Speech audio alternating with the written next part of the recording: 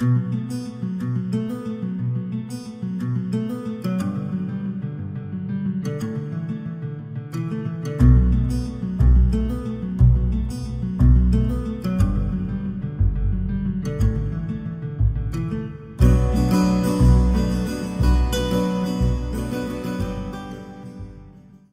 everybody, to Chapter 29 of Book 1 of the Ranger's Apprentice The Early Years series, The Tournament at Gorlan.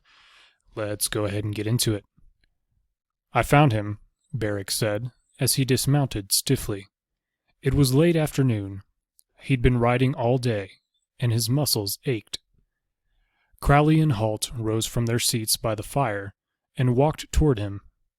Hal took the reins to Barrick's horse and began to unsaddle the animal prior to rubbing him down. The horse had been traveling hard. He was streaked with foam, and his head hung low. Barrick smiled tiredly. "Thanks," he said. He would have tended to his own horse, but he was glad to relinquish the task to Halt. He stretched, rolling his shoulders to work the kinks out of his back muscles, and groaning in pleasure as he did. Crowley waited patiently until he had eased the cramps and stiffness. "Where is he?" Barrick jerked a thumb toward the northeast. "In a village called Haller's Rill, a few kilometers this side of the border."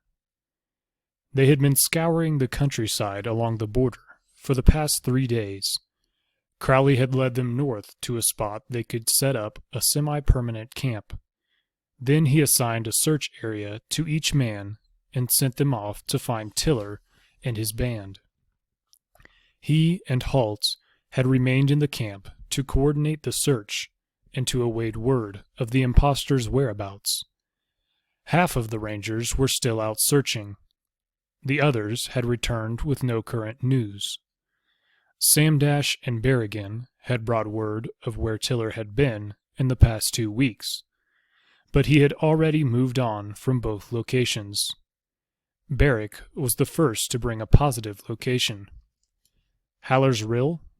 Egon asked, joining them as Barrick sank gratefully to the ground beside the fire. "What kind of name is that?" Crowley poured Barrick a cup from the ever-present coffee pot, and Barrick took a deep draught. "A rill is a small run of water," Crowley said. "Like a stream, but smaller. A spring, really." "Why not call it Haller's Spring, then?" Egon wanted to know. Crowley shrugged. "I guess they thought rill sounded prettier, more poetic." Egon sniffed disdainfully, and Crowley turned back to Barrick. The other rangers in camp had moved quietly to join them, forming a semicircle around the fireplace where Barrick sat, reclining against a large log. "How many men does he have?" Crowley asked. "I counted 20, Barrick said. 3 mounted warriors, and 17 foot soldiers."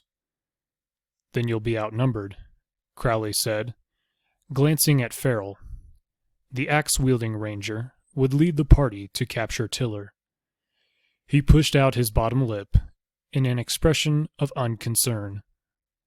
"Not after the first volley," he said succinctly. And Crowley nodded.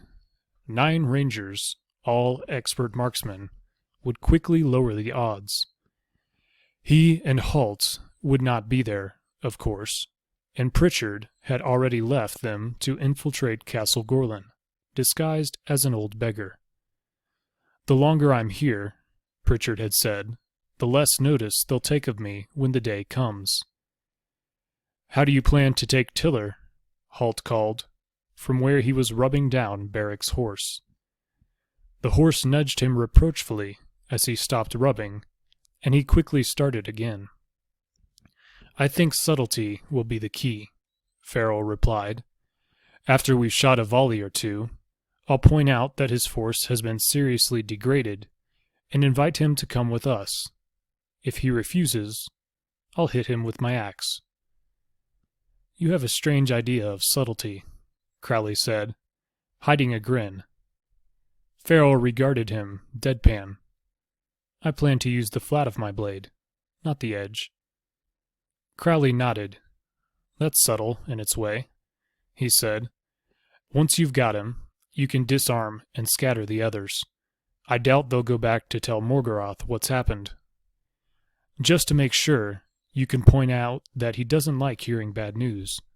He usually kills the bearers, Halt put in. Farrell acknowledged the point. He does have that reputation. Crowley glanced at the sun, where it was hovering over the trees that ringed their campsite. The others should be back tonight or tomorrow morning at the latest. Once we've briefed them, you lot can set off for Haller's Rill. I'll leave the exact plan to you, Farrell. He knew that Farrell, or, indeed, any of the other rangers, would be capable of producing an effective plan of action once they reached Haller's Rill. There was no need for Crowley to tell them their business, and, besides, they'd have the advantage of seeing the terrain and the situation in which they'd be working. Barrick yawned. Well, if we're heading out tomorrow, I'll take the opportunity to get some rest. He rose from his seat by the fire with a low groan and headed for his small tent.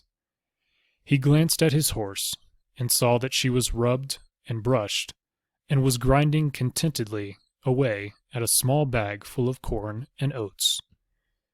Thanks again, Halt, he said.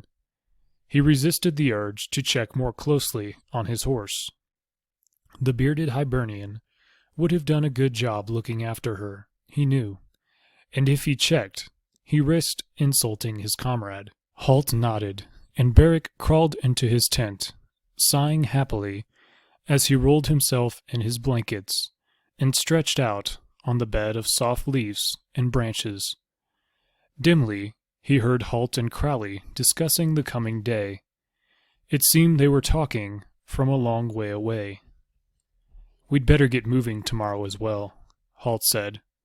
Time we got a look at this Castle Wild River. Any ideas how we might get Duncan out? Crowley asked. I thought you could go in after him while I surround the castle, Halt said. Crowley suppressed a smile. Sounds like a good plan, he said.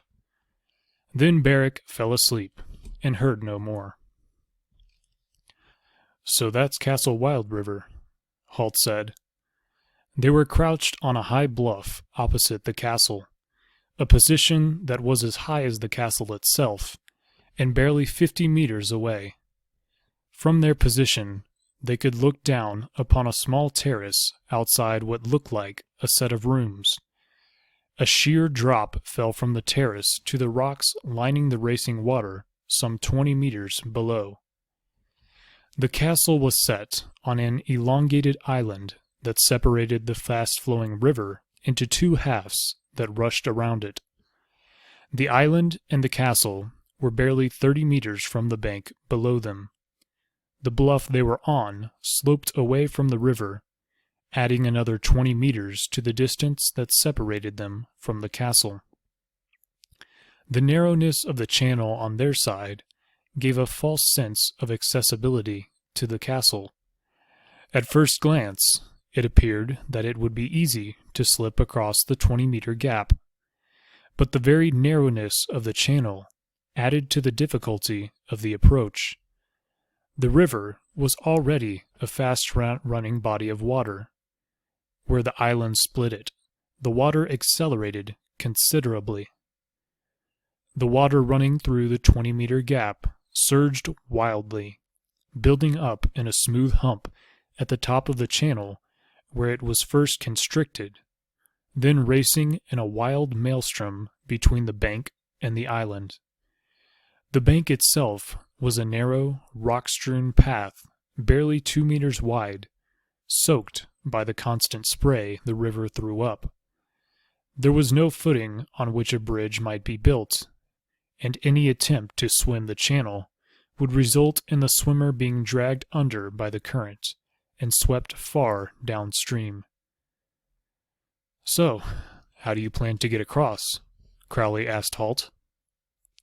The Hibernian looked sidelong at him. I thought I was surrounding the castle while you went in. Crowley shook his head gravely.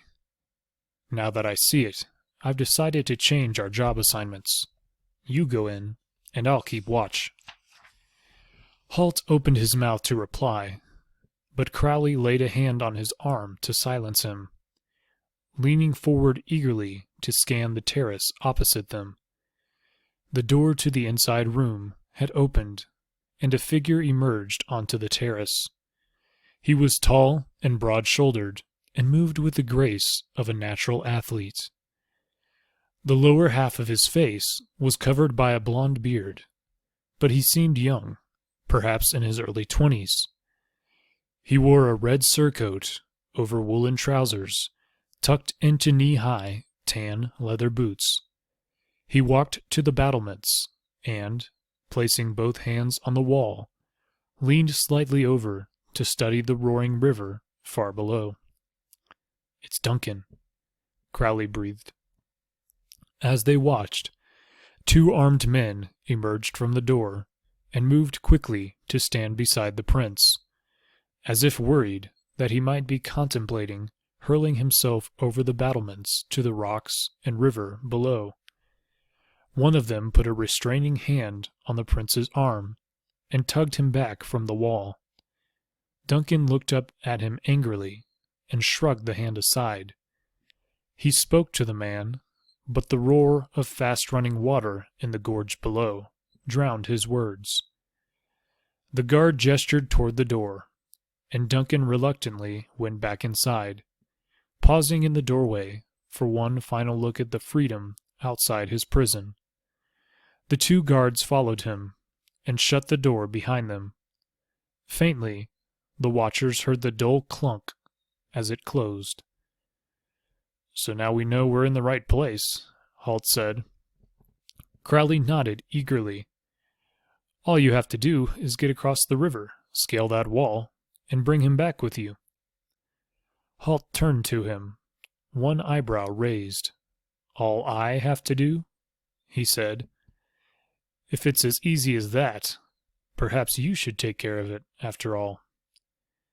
But Crowley was shaking his head before he finished. "Out of the question. I can't swim." "I've seen you swim," Halt replied, but Crowley was untroubled by the statement. He pointed to the raging water thundering through the gap. "I mean I can't swim in that," he said. "Nobody could swim in that," Halt pointed out. Crowley nodded. "There you are. And besides, I have no head for heights. If I tried to scale that wall, I'd fall for sure." "It's a sheer wall," said Halt, who had been studying it. "I'm not sure anyone could scale it." "You'll find a way. I have confidence in you." "I'm touched," said Halt. Crowley considered the statement. "You'd have to be, to consider climbing that wall." Halt glowered at him.